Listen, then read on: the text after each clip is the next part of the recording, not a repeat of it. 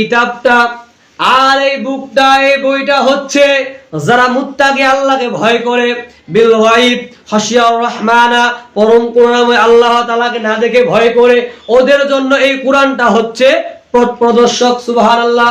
সে কোন দিকে চলবে, কোনটা করবে, কোনটা ধরবে, কোনটা ছাড়বে, বলবে কে? এই কোরআন বলবে, ঠিক কিনা? সম্মানিত হাজিরিন, তাহলে আপনাকে আমাকে মুত্তাকি হতে গেলে অবশ্যই কোরআনকে আনুগত্য করতে হবে কি হবে না? কোরআনের আনুগত্য ছাড়া মুত্তাকি হওয়া যাবে, কোরআনের অনুসরণ ছাড়া মুত্তাকি হওয়া যাবে। তারপরে আল্লাহ তাআলা বলতেছেন, ইন্না নাহনু নুহিল মাউতা ওয়া নাকতুবু মা কদ্দামু ওয়া আথরাহুম ওয়া কুল্লা শাইইন আহসাইনাহু ফি ইমামিন মুবিন। আল্লাহ তাআলা তারপরে বললেন, নিশ্চয় আমি আল্লাহ তাআলা যারা মৃত্যুবরণ করে মারা যায়, মারা যাওয়ার পরে মাটির সাথে হাড়গুলো মিশে যায়। আচ্ছা বলেন তো, এই যে আমাদের আগে আমাদের আব্বার আব্বা ছিল, এদের কবরগুলোর মধ্যে হাড়গুলো কি আছে না? এগুলো কি হয়ে গেছে? এগুলো মাটির সাথে মিশে গেছে। আল্লাহ তাআলা বলতেছে, নিশ্চয় আমি আল্লাহ তাআলা মৃত্যু দেওয়ার পরে আবার আমি আল্লাহ তাআলা তাদেরকে কি করব? জীবিত করব। এবং তারা সামনে যেগুলো করেছে, আমলগুলো, যে কাজগুলো করেছে আমি আল্লাহ তাআলা, সেগুলো স্পষ্ট ইমাম মুবিন, স্পষ্ট কিতাবের মধ্যে লিখে রেখেছি। কথাগুলো বুঝার চেষ্টা করবেন।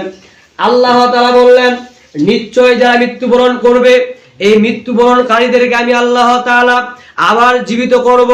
জীবিত করার পর যখন তারা দুনিয়াতে বেঁচে ছিল, দুনিয়ার মধ্যে যে কাজগুলো করেছে, আমি আল্লাহ তাআলা এই কাজগুলো পাই টু পাই, তাদের চিহ্ন সহগুলো, এগুলো কি করছি? আমি কিতাবের মধ্যে স্পষ্ট করে লিখে রেখেছি। আর ওই কিতাবটা কোথায় আছে? আল্লাহ তাআলা বলেন, হুয়া লাউহুল মাহফুজ। ওই কিতাবটা হচ্ছে লাউহে মাহফুজে সংরক্ষিত আছে, সংরক্ষণ করা আছে। আমি দুনিয়াতে আসার আগে কি করব না করব সেটা জানেন কে? আল্লাহ তাআলা। সম্মানিত হাজিরিন, তাহলে আল্লাহ তাআলা আপনাকে আমাকে কি করবেন? আমি যখন মৃত্যুবরণ করব, মৃত্যুবরণ করার পরে আল্লাহ তাআলা আপনাকে আমাকে আবার কি করবেন? জীবিত করবেন, ঠিক কিনা?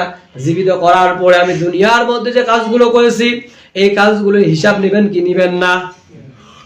হিসাব হবে কি হবে না?